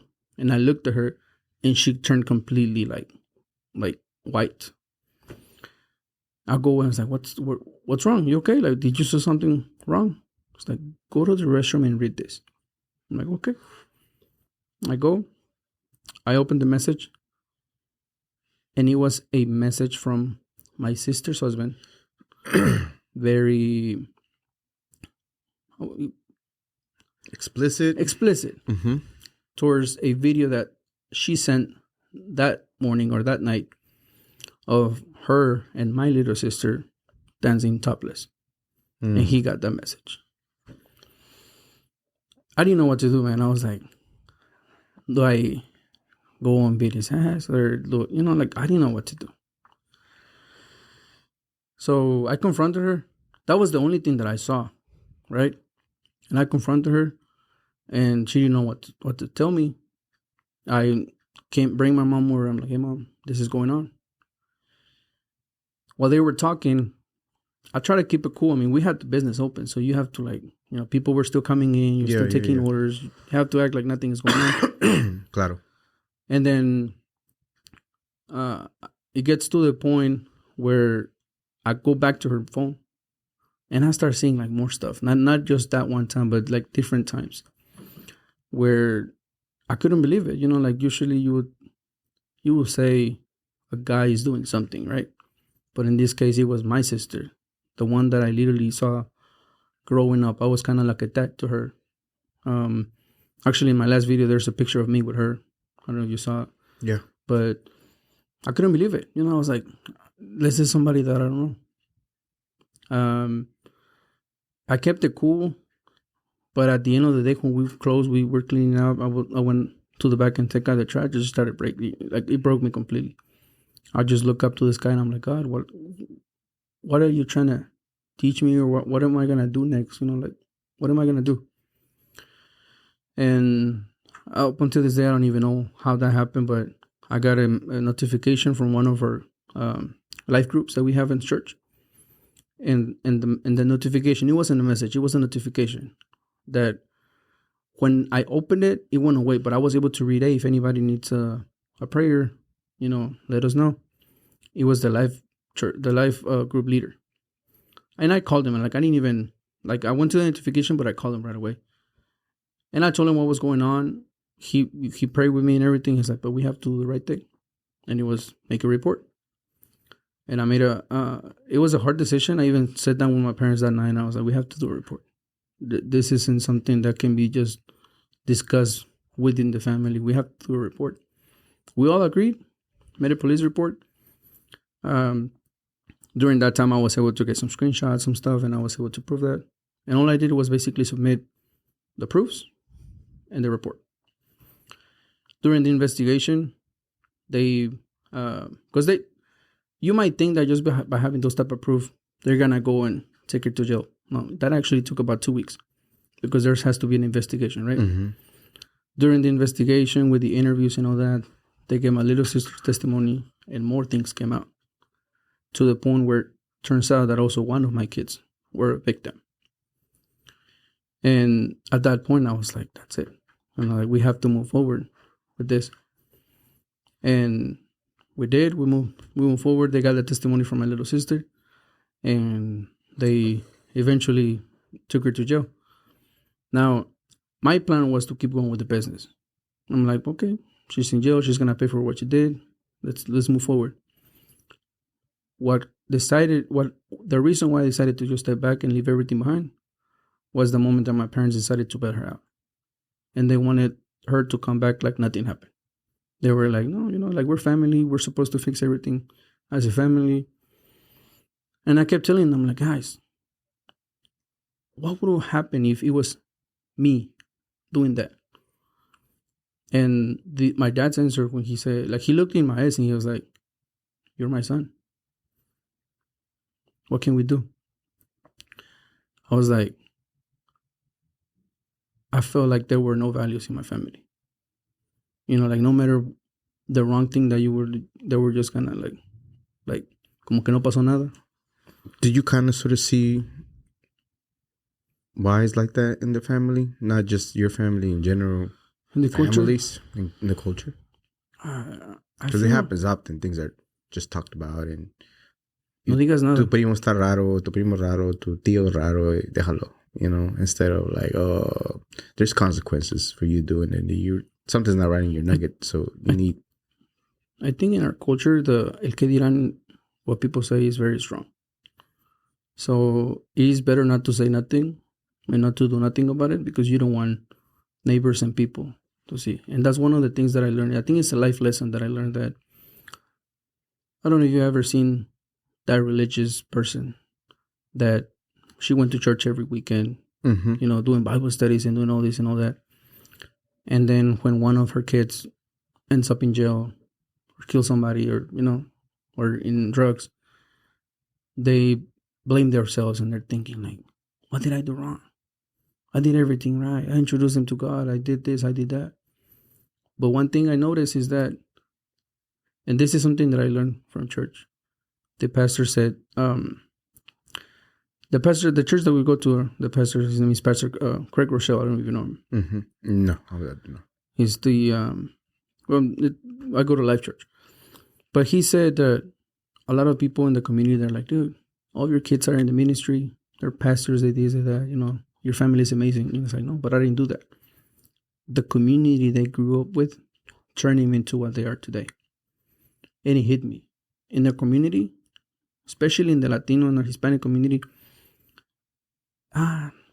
es así, es tu tío, it's okay. Es mi hermano, we can do nothing about it. La tía that likes to bring chisme and everything, no, it's okay.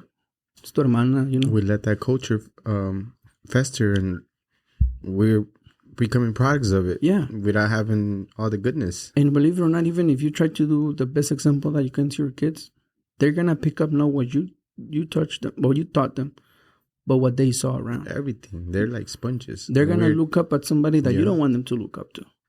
And we're taking all this in as kids and growing within this environment, thinking that we're going to be immune to stuff. Yeah. And it's not true. And it messes up generations after generations because you keep letting everything just pass by. Like, no pasó nada. And clean it up. We don't get no mental help or go to somebody that can counseling, something like that can help us to better us. And we just keep going for the next generation and the next generation until hopefully you're the change because you know what changes to be able to push forward. You know?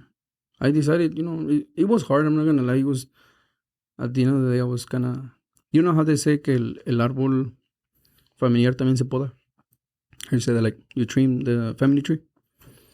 I feel like what I did, I didn't just trim it. I just cut my own little rama, my own little part, and plant it somewhere else. Like, I want my kids to grow up different, in a different community. I might say it sounds like I'm overprotecting them, but I see the importance of letting your kids grow up into environments where, está bien, no pasa nada, don't say nothing. Mm-hmm. And at this point, I'm proud of what we're doing with my kids. It's been hard, but at the end of the day, I tell them, it's like, it's okay.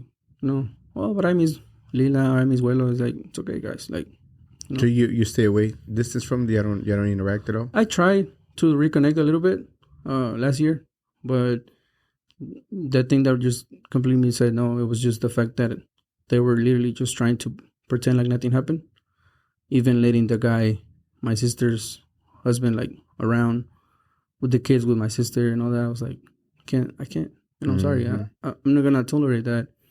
And the last video that I did, it was because people kept tagging me. Like, people started to know me because of my videos. And I'm like, dude, this is your sister.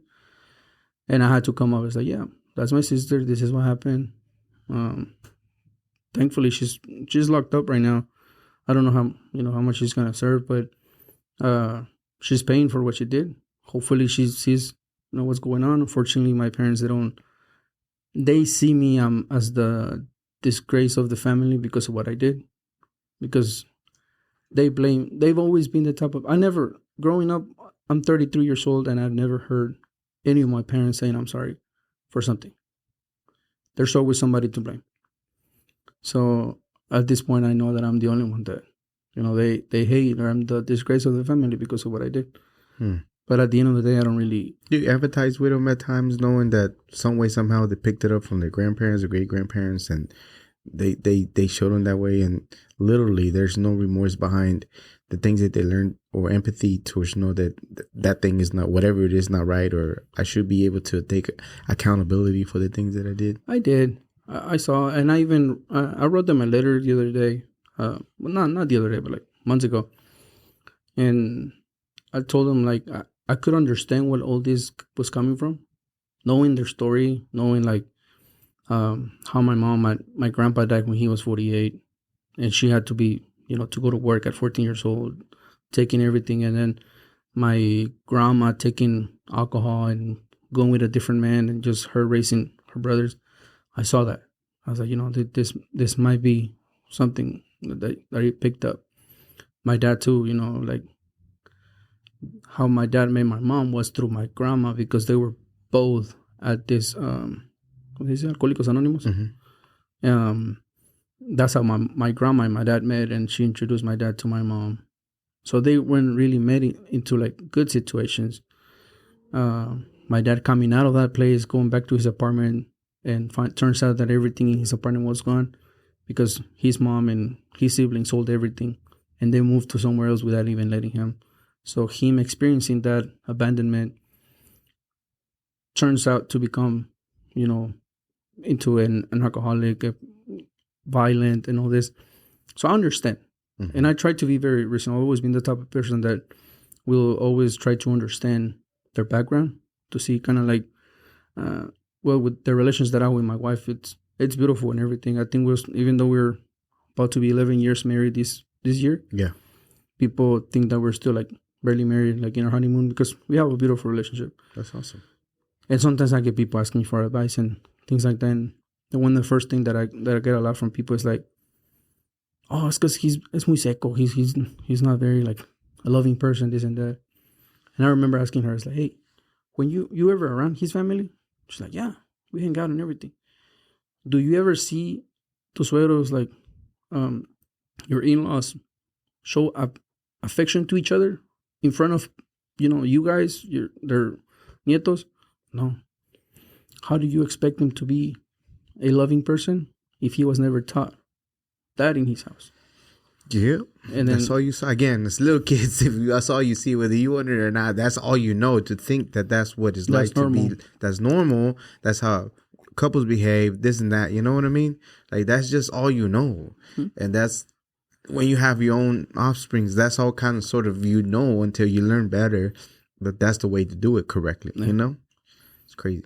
All right, we're running short on time. Okay. Thank you so much for everything you share. I appreciate it. Before we let you go, I do want to touch up. So you do have a book. People can go get it still. It's actually, I took it off from sale because I want to give it up for free. Okay. So it's not available on Amazon anymore, but they will have a digital form. And it's a book that tells a little bit about my story, but it has all the financial structure of the restaurant. So it's mainly more for like restaurant owners. Okay. So where people can get it now, or are you working it to where you can get it somewhere now? Yeah, right now, because this is one of the things that I decided to do. I'm going to be having a podcast, an educational podcast, where I want to take each chapter of the book and turn it into an educational program. And they can download that guide on each specific chapter so that they can, see. When is this coming to fruition? This next week coming up. So if they want to get access to it, they can either follow me on social media, Julio The Foodio, and they can have access to that. There's a rapper called Julio The Foodio. Julio The Foodio. Where did you get the name, the Foodio part? I started as Julio The Foodie, right? But I don't know. It's one day I saw somebody commenting, like, dude, Foodio would actually go better because it's Julio Foodio. Just the same like Julio, but instead of like putting it together in one day, I just changed it. Julio Foodio. Julio The Foodio.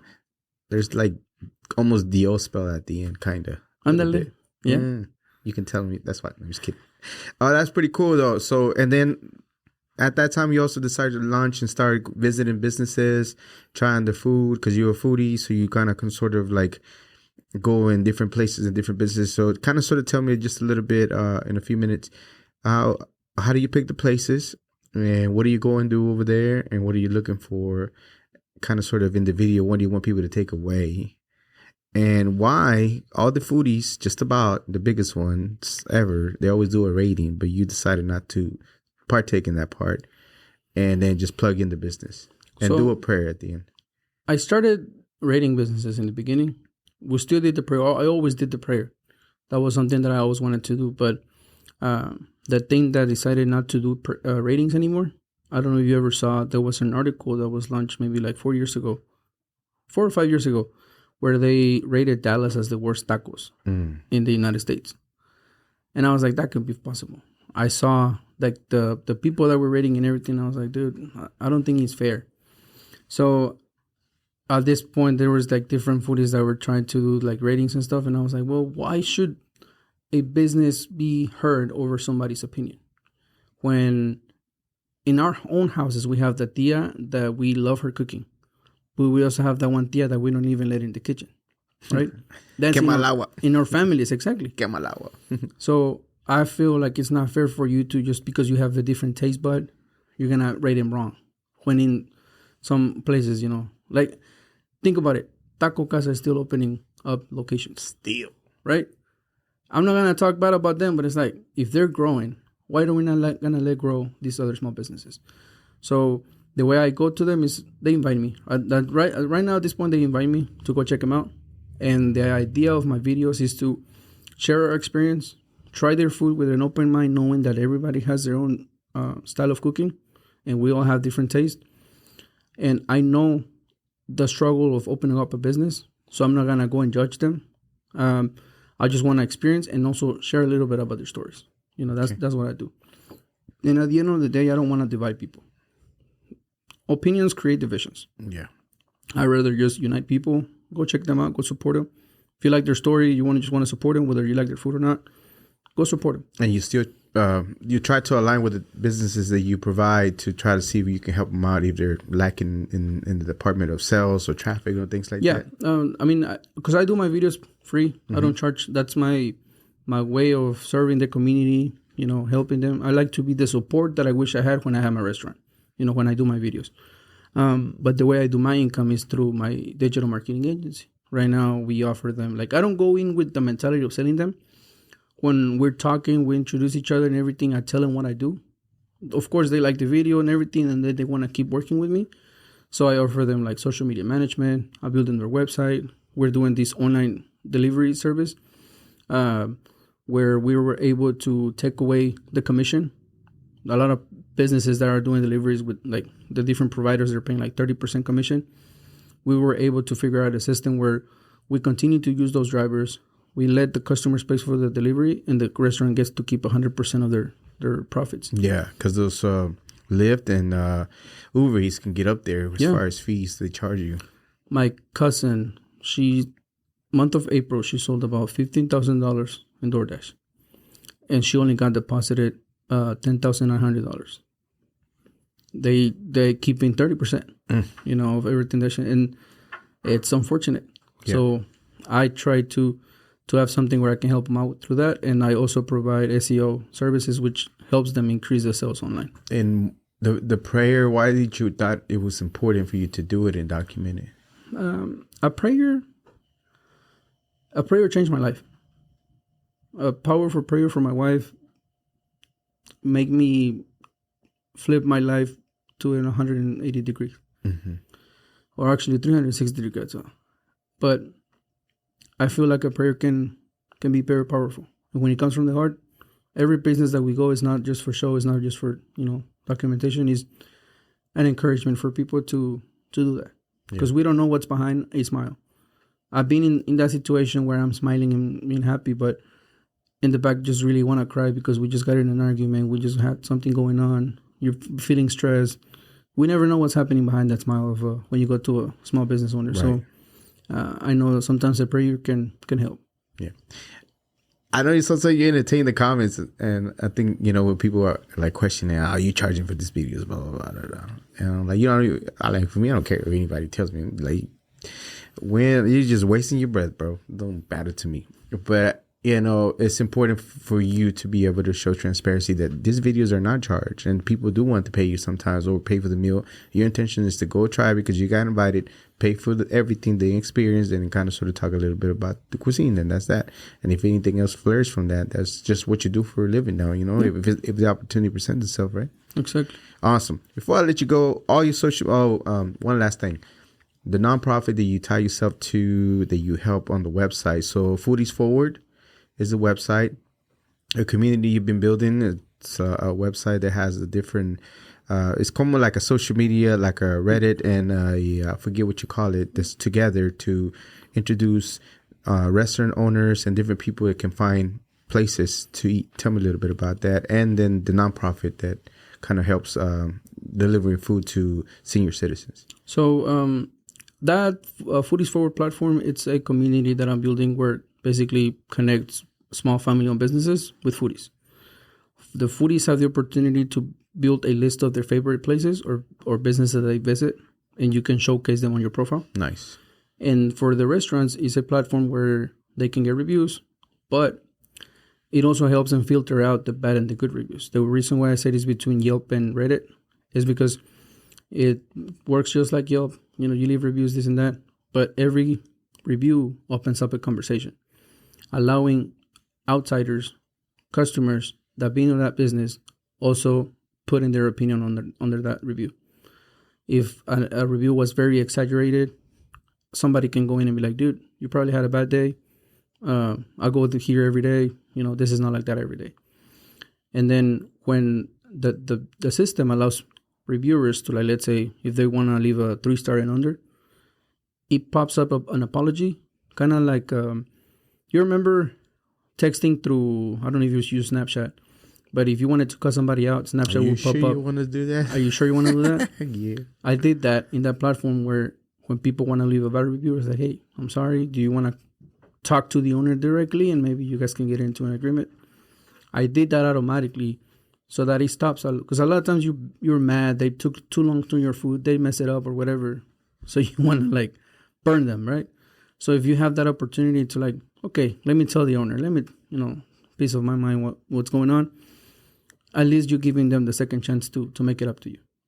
And if you do leave a 4 or 5 stars review, it even invites you. Hey, you want to leave this review on their Facebook, on their Google, so it boosts the positive reviews where it matters, and keep it on their community. Yeah, because you notice that for like every negative review, the little bit of star that it drops, it takes like over 100 additional reviews in order to even go back up to where you originally was. So it's a big deal. Okay. So, and then the nonprofit to deliver meals? And then the nonprofit, that's been going on since even before I started doing the videos. Because across the street from Doña Jacky, there's a senior center. And I would go and take regularly, food. I would cook up for them and everything. One day I did a video, went viral. People wanted to donate. We raised like $1,500. Nice. And I went and did a party for the senior center. It was like 90 seniors that we took tacos and aguas and fruta. And, it was a good movement. I decided that I wanted to keep doing it. And you call that one, what is that called, the nonprofit? Plates of Love. Plates of Love. It's under, so we have Foodies Forward Services, LLC, which that's the agency.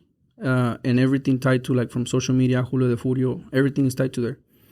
Everything that we generate as income from there, we donate 10% to the nonprofit. And then with the nonprofit, we're going to like different senior centers. Now it's a little different because on that experience, there's different diets. Some seniors can eat tacos, things like that. So now I partnered up with like local produce stores, local like farmers markets, where I buy food for them and I basically, bring a bunch of food over so that their cooks can cook something for them. Awesome. And then sometimes we also go to the homeless shelters and bring some food, bring some pizzas, going out. And I don't really document none of that.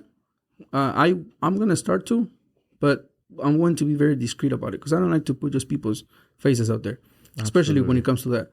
But for now, I don't know. I feel like I want to like at least tell a little bit stories, something like that. So people will start to see something like that in my channel pretty soon. Cool. So don't be asking why you're putting it up there. You saw it here. You should have seen the interview. Yeah. Before I let you go, again, once all the social media, any projects you have coming up soon? Well, the podcast launch is going to be pretty soon. What is it going to be called? Just the Foodies Forward podcast. Mm-hmm. It's going to be mainly just educational. Is it going to be you yourself or you your wife? Just myself. Doing more videos, okay? Yeah, just myself, and maybe down the future have like experts like in Texas and things like that can educate everybody. I'm not afraid to even share what I do in the agency.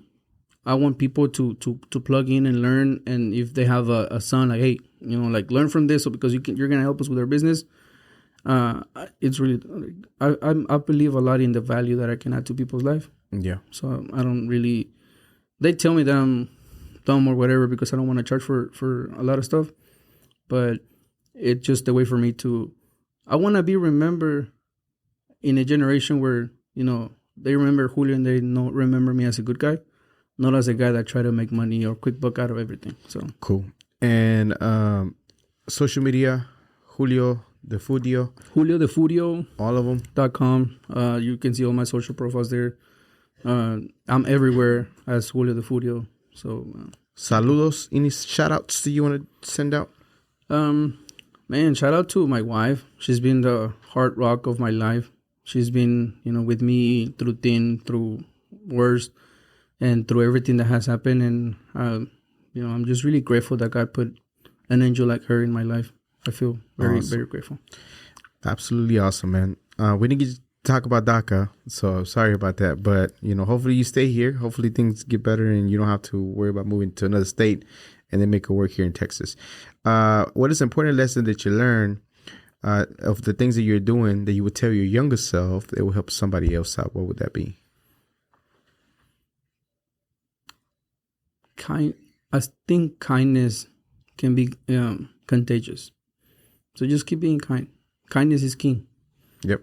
Usually during the day, during my week, I say something along those lines that I heard a while back. I'm not immortal. I am mortal, and I will die. Not to terrify me, scare me, frighten me, but it does help me hurry up and realize that I'm not here forever. Right? It's just a fact of life. With that, I wish you a very, very long, prosperous life. After everything's said and done, what do you want people to think and feel about your life? I know you kind of touched up a little bit about being a good guy. Anything else you want to add to that? Choose to always be happy instead of always being right. Yeah. That's my thing I can recommend to people. When you always try to be right, you're going to end up lonely, bitter, But when you always try to be happy, you can be surrounded by a lot of love and people that love you, because that's more powerful. Yeah, absolutely. Love wins. Love wins. Again, I appreciate you being here. I know you come from far away, and I know you stay occupied. You have, different ventures and stuff, being an entrepreneur and everything. But so I truly do appreciate it. Whenever I see your content and everything you had going on, and kind of sort of the ideas, and I always think there's a great story, but until you start talking to somebody, kind of diving into the things. Because when I started looking into you, people think like people just sit down, and I appreciate the voice message, but I'm like, I got it, bro. Like, I already looked into everything before. By the time you gave me the message, I already kind of sort of was aligning the things that I needed to, the idea of how I wanted it to go. Right. But I knew eventually it gets out of my hands as far as what we want to talk about, because, it's whatever you're feeling. So I just got to kind of sort of steer it that way. So, you know what I mean? Sorry I took much of the time. Not at all. It was great stuff. And I appreciate you sharing, being vulnerable in regards to what happened to you. And now that you're doing much better and the work you continue to do, I mean, definitely without that, you are a global manufacturer. So thank you so much for being here. Man, it's an honor. Thank you. I've been following your channel for the past year, and being here is actually like really exciting, and to finally meet you in person, it's an honor. On a huge studio, about 10 stories long. It's actually pretty big, guys. It's huge, man. Thank you so much for being here once again. Remember to subscribe to the channel. You got nothing to lose and tons to gain, like this amazing story. And remember, we are just like you. We are people. We are the spice in this melting pot that it is the world. Till next time,